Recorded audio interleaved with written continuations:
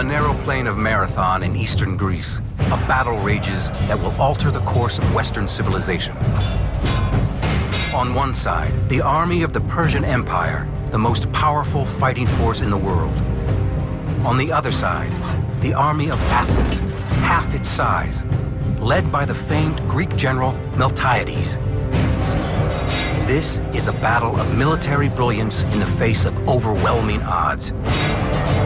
A battle for the future of Greece and for the supremacy of the ancient world.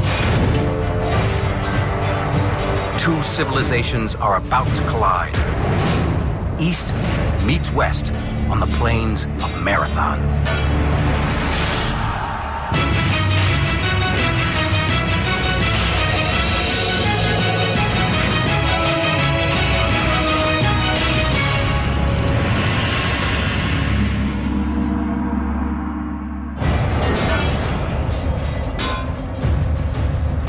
Death comes swiftly.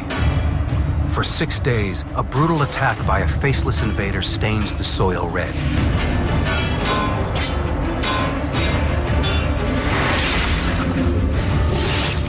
Those not butchered are enslaved. The aggressors are the heavy infantry of the mighty Persian Empire.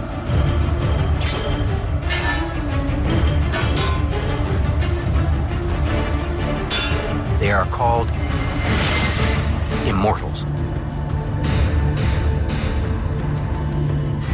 The victims are residents of the island of Euboea in the Greek city of Eretria. 600 Persian warships had set sail on the Aegean Sea and swallowed every Greek island in their path. But Euboea is not their final destination. They're heading to Athens. 5-year-old commander, Alexander the Great. It's his time now. Alexander has this kind of larger-than-life aura about him. He's handsome with a muscular build, and he's extremely charismatic. His troops pretty much worship him. In less than 5 years, he had managed to carry out a major strategic plan from Greece to invade Persia and destroy the Persian Empire. In 5 years, he managed to suppress his own domestic opposition, and then finally was able to force a cataclysmic battle in modern-day Iraq on the plains of Arbela, where he destroyed the last remaining Persian army, and then by right of conquest became emperor of all of Persia. Some say Alexander's pedigree destined him for greatness. They believed he's a descendant of Hercules on his father's side and Achilles on his mother's. Alexander's empire now stretches from Greece to Egypt to modern-day Afghanistan, one of the largest in the history of the world. But Alexander's appetite for power and glory is insatiable. 5 years after he defeats the Persians, Alexander is ready to take on a new opponent. He stands with his 32,000 battle-tested soldiers along the banks of the Ionia, down to Athens, Corinth, Sparta, all those states whose names pop up in history. Each city-state was a self-contained society, had its own lands, its own army. But aboard his warship, the Persian commander Datis cares about only one of these city-states, Athens. He's so confident he'll be able to destroy this historic city, the only question in his mind is exactly how he'll destroy it. He can either attack Athens directly from the sea, is one possibility. This is a bit difficult. Athens is walled, and an amphibious assault from the sea against opposition is pretty iffy business. So he decides not to attack Athens head-on, rather to pick a spot about 25 miles away from the city along his line of route, and to land there and figure one of two things would happen. Either the Greek army responds and comes out to meet him, or he would land, assemble his army, and simply march on to Athens from the ground. So given the choice between the land campaign or an amphibious landing of Athens itself, he chooses the land campaign. Datis directs his fleet of 600 ships about 26 miles away from Athens, at Marathon. He moors his ships in Marathon Bay and disembarks on the skinniest beach. The Persians then make camp on the northeast side of the plain, next to the Great Marsh. The Persian army is about to slam into Athens like a Category 5 hurricane. The Athenians know surrender isn't an option, but they're divided on how to prepare. Should they hunker down behind the city walls or march out to meet the Persians in battle? Some in Athens believe that an open field battle against the Persians is suicide, but one Athenian disagrees. His name is Miltiades, and he has a personal history with the Persians. Miltiades is a very interesting character. He comes from a prominent family in Athens, and when he's about 35, he takes over a Greek colony in Ionia on the edge of the Persian Empire. He rules there as a tyrant. This makes him very unpopular in Athens. In the late 6th century BC, Miltiades' home on the Hellespont Peninsula is engulfed by the expanding Persian Empire. He's forced into military service. Now wielding a Persian sword, he must fight along his conquerors. The Persians soon spread north, cross the Danube River, and invade Scythia, modern-day Eastern Europe and Asia. Miltiades was in charge of guarding the bridges across the Danube over which the Persian army had come in order to go into Scythia and prosecute the campaign. Finally, after 3 long years in Scythia, Miltiades decided he'd had enough. Miltiades had never been a big fan of the Persians, and he tried to get other Greek generals to agree that what we ought to do is burn the bridges behind Darius and his army and let them die of starvation or be killed by the Scythians. Other Greeks would not go along with it, but it was Miltiades' idea, and that was picked up by Persian intelligence. So Persian intelligence were not very happy with Miltiades, as you might expect. Miltiades flees to Athens, but he's not welcome there either. The people of Athens still remember Miltiades as a tyrant and lock him up at the first chance they get. 3 years after his arrival in Athens, Miltiades faces the death sentence for tyranny, but he's got an ace in the hole. He knows the Persian game.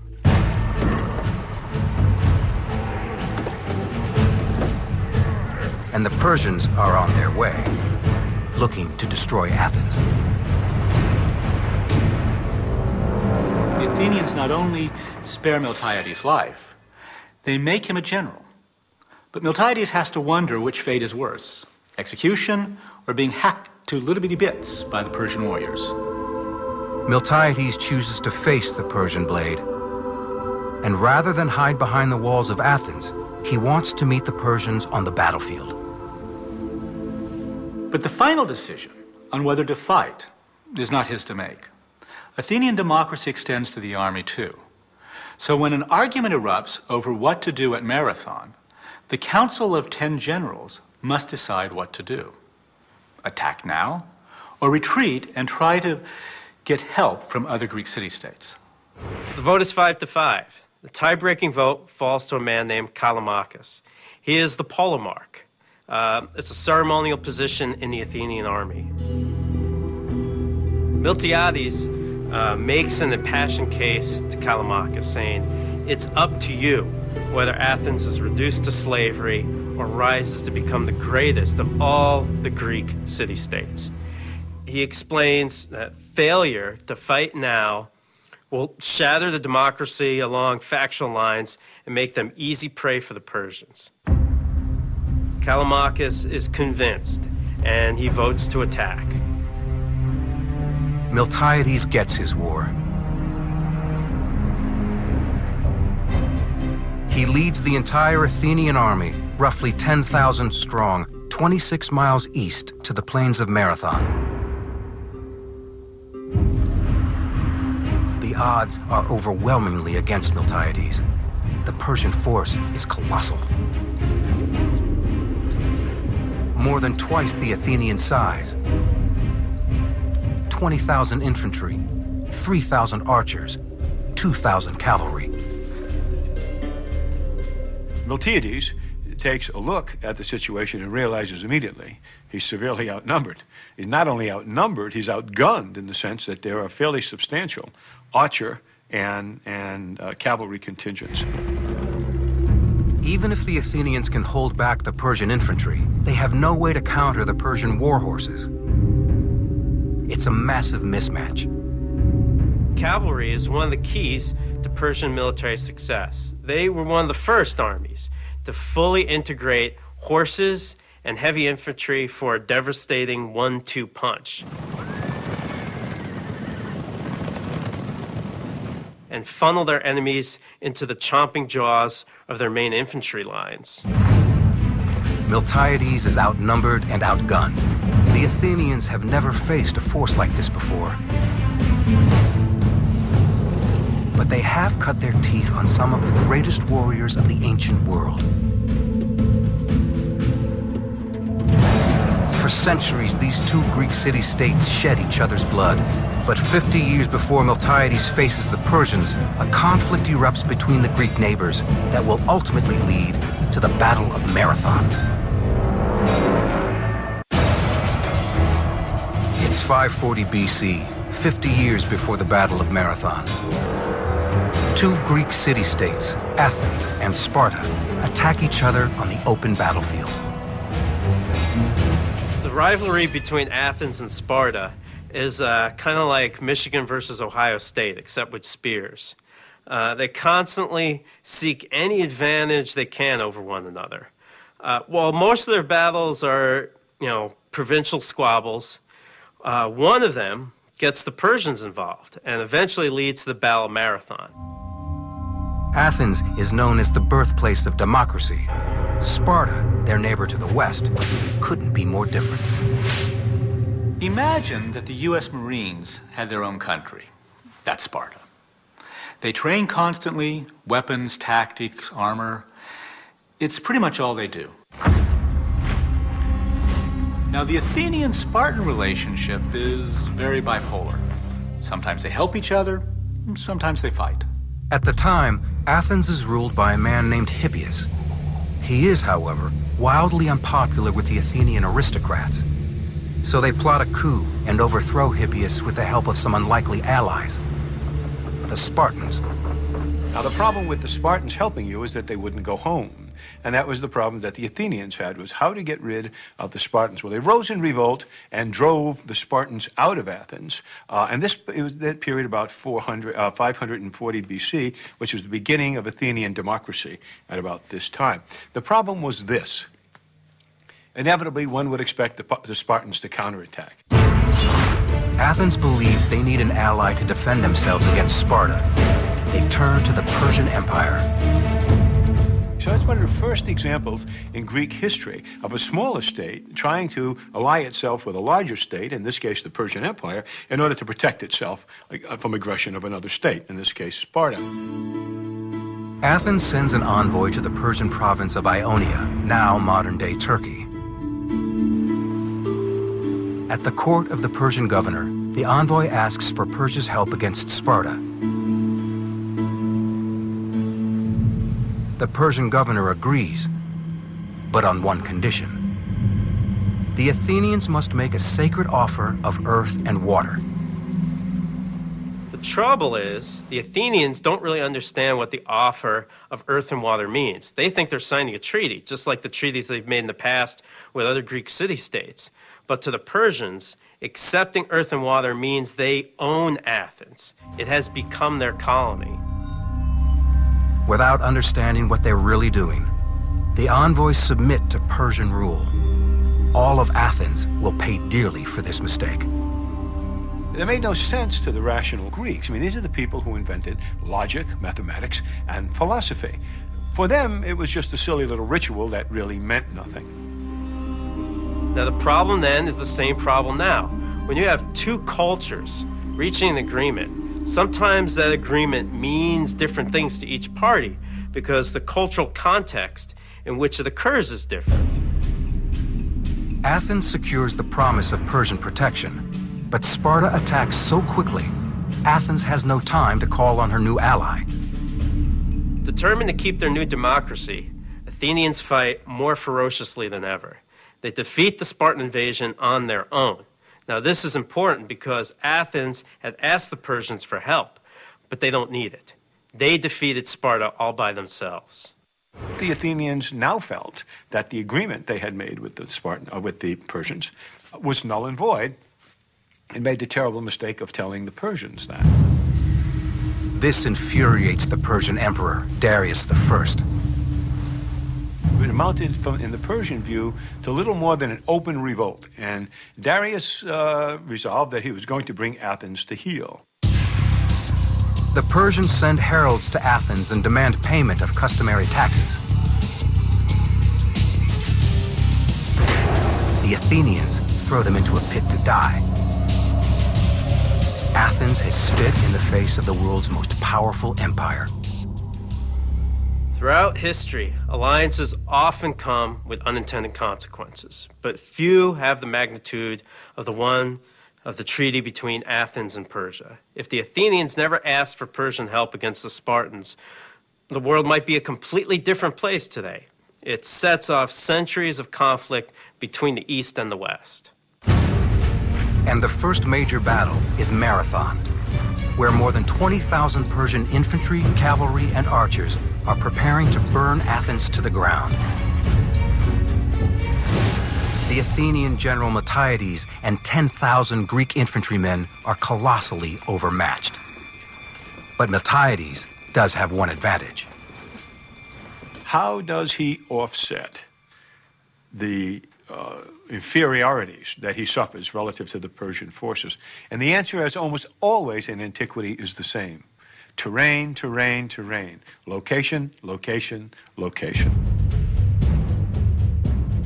Historians debate the exact route the Persians would have taken to get from Marathon to Athens. Some believe they would have taken the coastal road, a route that passes through the Vrexiza swamp.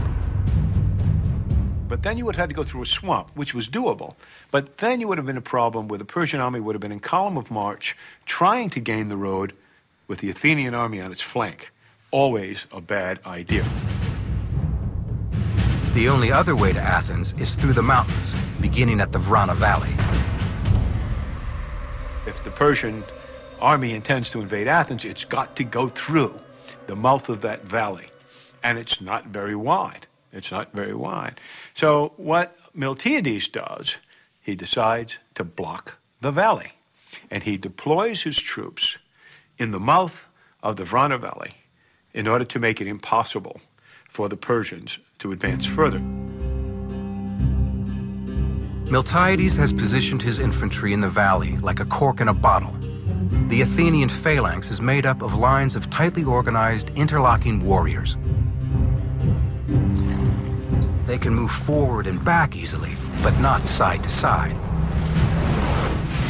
The phalanx formation is incredibly effective at holding ground and moving forward. With rows of men packed tightly together, they use each other's overlapping shields to form an armored wall. Miltiades anchors his flanks on the rocky sides of the hill and then goes about chopping down trees to put them on the flanks as well. Why does he do this? He's well aware of the fact that the weakness of the Greek phalanx is its flanks. Whenever it has died in battle, it has died because it's been taken in the flanks, either by another phalanx or mostly by cavalry. In the valley, the flanks of the phalanx are well protected.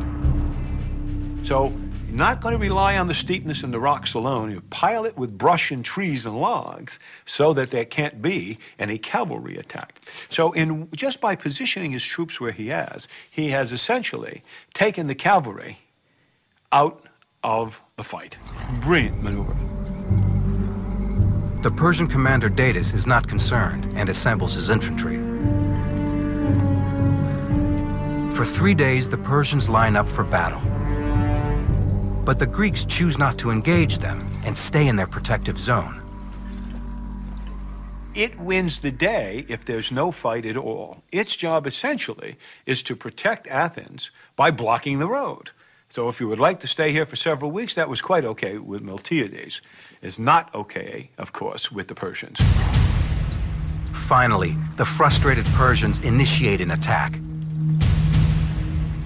The Athenians form up for battle. But the Persians do not immediately send in their infantry. They first launch a blistering barrage of arrow fire.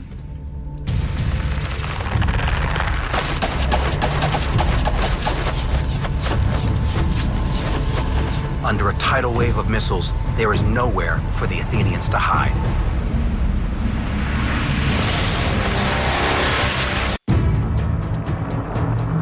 (490 BC). It's the Athenian Greeks versus the mighty Persians on the plains of Marathon. The Persians draw first with a devastating arrow attack.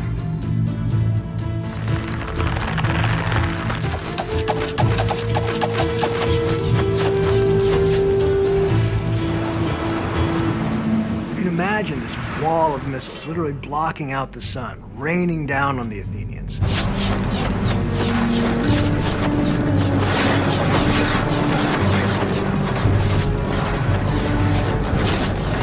But you know what? The Athenians brushed the arrow fire away like annoying gnats. Thousands of Persian arrows, very few Athenian casualties. And despite being outnumbered 2-1, the Athenians, led by General Miltiades, taunt the Persians. The Persians are on a mission. Break through the wall of Greek soldiers, march to Athens, and burn the city to the ground. Exactly what happens next is up for debate. Every historian has his theory of what went down at Marathon and why. And that's because we only have one real source, the Greek historian Herodotus. The problem is that Herodotus is more like the world's first blogger than an objective historian.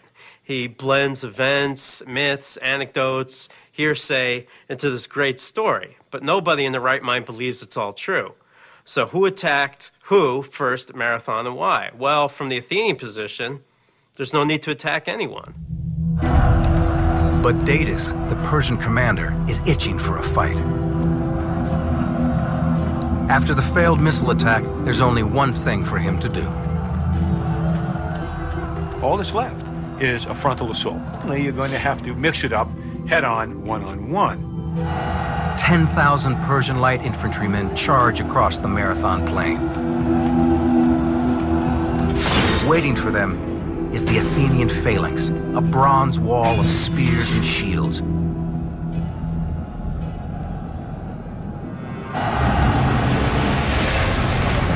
More than 1 million pounds of flesh and bone collide.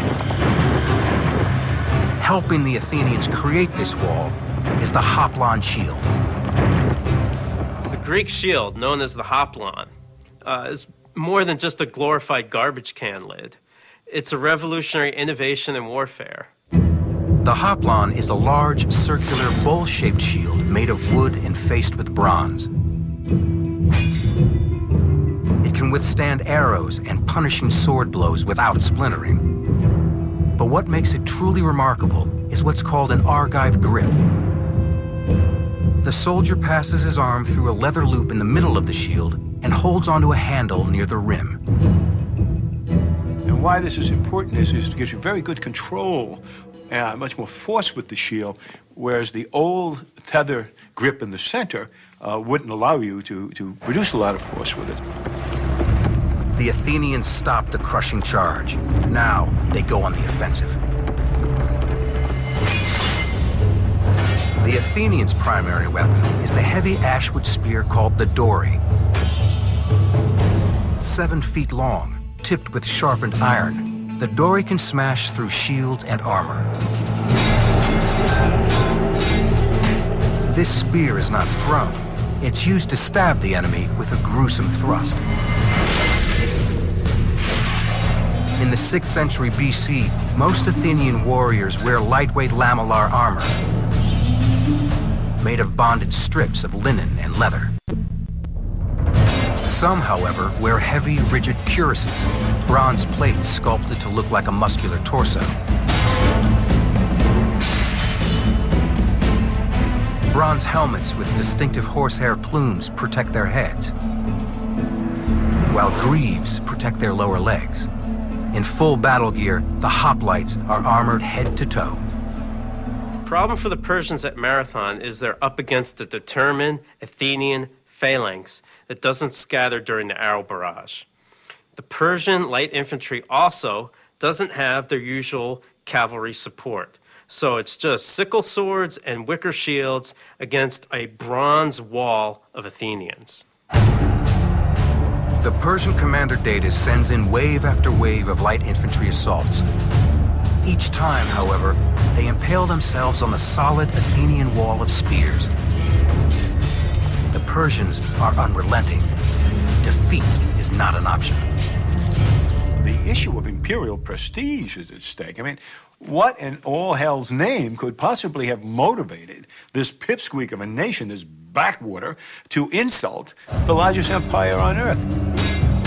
For the Persians, Marathon is about more than just a broken treaty. It's also punishment for Athens' support of a revolution against Persia 10 years earlier in nearby Ionia. Once an Athenian Greek colony, Ionia was absorbed as a province by the Persian Empire in 540 BC. But 40 years later, in 500 BC, a local tyrant incited a revolution. The people of Ionia then asked Athens for help. Athens was seen by her colonies as the kind of the mother country. And my guess, Athens considered herself the mother country. And so when her colonies asked for help, she sent troops. It was a mistake of the first order, to be sure, but that's probably what motivated. Certainly could not possibly be justified on the grounds of rational self-interest. The Athenians were joined by a force from Eretria in nearby Euboea.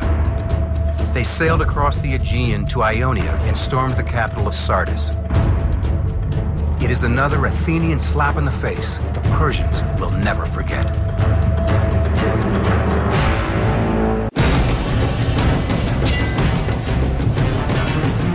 500 BC, 10 years before the Battle of Marathon, the Ionian revolt has begun. Several Greek contingents, including Athenians, attack Persian-controlled Sardis, the Ionian capital, and burn the city to the ground. To make matters worse for Persia, at the same time they are fighting wars in India, Egypt, and Scythia. The Ionian rebels score a major blow, but the victory is short-lived. The Persians increase their force levels and begin to suppress the Ionian revolt. The Athenians, knowing that discussion was the better part of valor, went home, as did the Euboeans.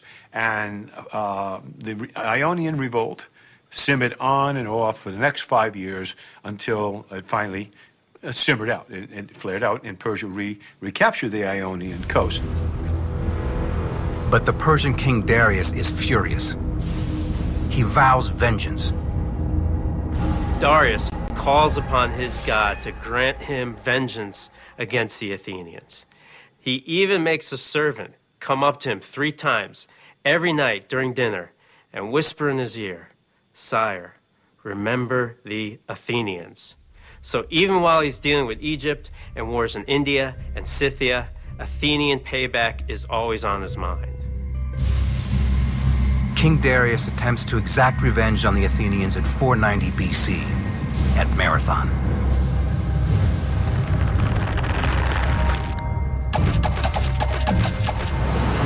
But so far, the Athenians have survived a massive Persian missile attack.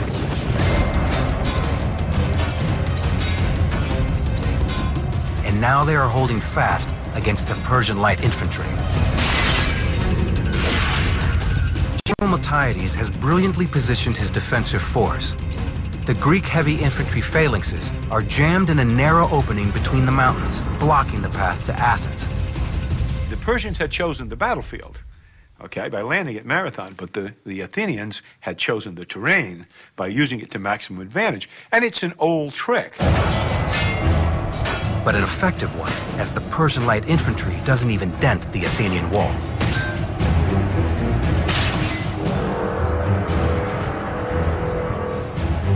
Persian light infantry retreats. But now, Miltiades must face the elite force of the Persian army, the heavy infantry, the Immortals. The legendary Immortals are the stormtroopers of the Persian Empire. Faceless, they march into battle in complete silence. They are the Athenians' worst nightmare. In addition to their brutal killing ability, the presence of the Immortals forces Miltiades to change his tactics. Miltiades, although he has prepared the battlefield expertly and to give him every advantage, still suffers from a great disadvantage. And that is the area in which he occupies, although it's relatively narrow, okay, is still wider than he has sufficient troops to cover. What he does is he weakens his center and moves the additional troops out. So that when you look at the deployment of the Athenian force, you're looking at a force that is relatively thin in the center, but has heavy phalanxes on either side. Weakening the center of his phalanx is a huge gamble. But then Miltiades rolls the dice again. He advances his line out of the protective valley. If he stays where he is, he knows that when the center gets hit, it's going to flex in. The problem when it flexes in, if he stays where he is there's not enough room for his heavy phalanxes on the end to maneuver inward. There's not enough room. They're jammed up against the terrain. So he has a very, very delicate tactical problem, and it's this. Miltiades must move his troops far enough to be able to extend his line so the phalanxes can maneuver. The trick is, how far can Miltiades move out from the valley? If he doesn't come out far enough, his flanks can't maneuver. If he comes out too far, the Persians can get around his flanks and surround him. And remember, all this is happening on the fly. Miltiades won't know how far is too far until it happens. The Immortals close in. Miltiades needs to make his move. He orders his troops to redeploy. Herodotus tells us that Marathon is the first time the Greek hoplites ever ran into battle. And the reason they'd never done it before is that it's exhausting. The Greeks wear all this heavy armor and carry long spears. So running just wastes a lot of energy. The other problem with running is the tight phalanx formation itself. Their strength lies in their unit cohesion. If that breaks apart as they advance, they're immediately vulnerable. My guess is that Herodotus is describing a redeployment at the run, not a movement to contact at the run. At a given signal, everybody moved in as close to format as they could, moved out to 200 yards, stopped, and then reformed very quickly, so that by the time actual contact occurred with the Persians, okay, the units were once more disciplined, ranks were dressed, ready to receive the charge.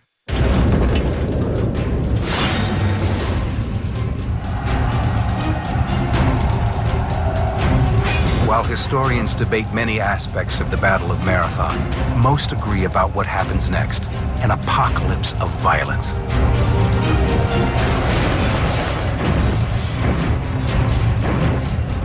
The armies collide in a horrifying maelstrom of bronze and blood.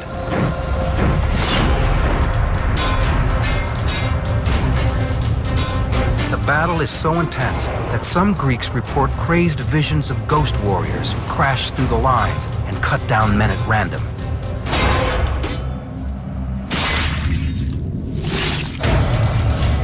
But the reality is just as terrifying. The Persians surge forward and the Athenians are beaten back. The weak center can't withstand the Persian attack. It's about to break. It's getting pushed back, back, back towards the valley. The Hoplite Dam is about to burst, and it looks like Athens is doomed. Miltiades' center is on the brink of collapse, but at the flanks, it's a different story. The normal tactics for the Persian infantry would have been to put the strongest units in the middle and the weaker units on the wings. This is because the wings are usually supported by cavalry. Now Miltiades would know this, and it may be why he bolsters his own forces on the flanks. With the Persian cavalry rendered ineffective by the terrain, the Athenians are able to chop down the weakened Persian flanks. The center of the Athenian line continues to be pushed back, while the flanks hold strong. And Herodotus tells us that just before the center broke, they were rallied by their officers to find new courage and actually counterattacked.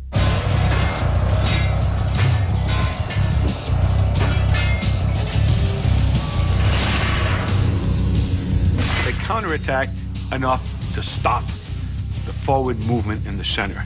And at that point, the heavy phalanxes on the wings, bang, closed in on the side. Took them in the flanks, literally had them in the V, and literally slaughtered them. In a daring stroke of military brilliance, Miltiades has completely turned the tables on the Persians.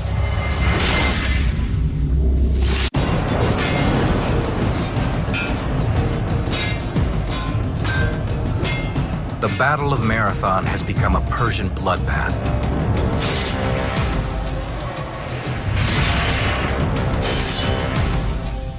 While keeping his flanks anchored, the Athenian general Miltiades has pulled the center of his line back, drawing the Persian infantry into a death trap.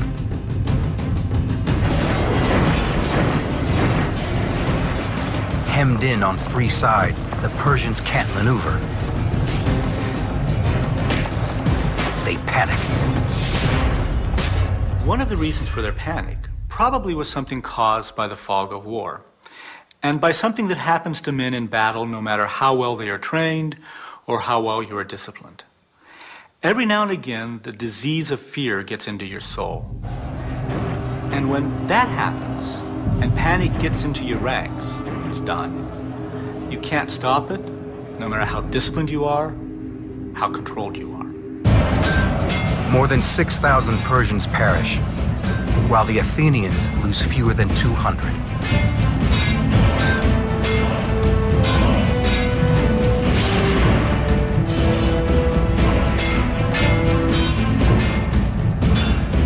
Among the Athenian dead, however, is Callimachus, whose tie-breaking vote pushed the Athenians into battle. Some cite Marathon as the first known example of the pincer maneuver, or what's called a double envelopment. But this isn't truly the case because Miltiades only uses one force, so he does not completely envelop the enemy. The Persians still have an avenue of retreat. And they use it. The Persians race back toward the beach. Some say the Athenians immediately chased the Persians back to their ships, but this is pretty unlikely since the Athenians would be completely exhausted at this point. What likely happened is Miltiades and his men rested until they were able to go back on the offensive. It took a considerable time for the Persians to try to grab what's left, their wounded, their horses, and put them try to get them on the boats. It might have taken, several hours, 8 to 10 hours. At some point, the Greeks were rested, and at some point, they reformed, and now they began, pursuit is too strong a word, they began literally marching towards the beach in order to encourage, let us say, the Persians to leave. Fighting breaks out again as the Persian rear guard tries to protect the retreat.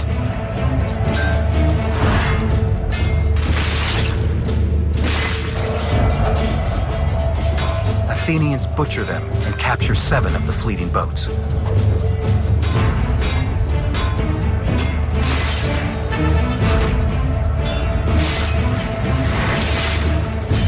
Herodotus recounts a story where a Greek soldier grabs a boat with his left hand and has it chopped off by the fleeing Persians.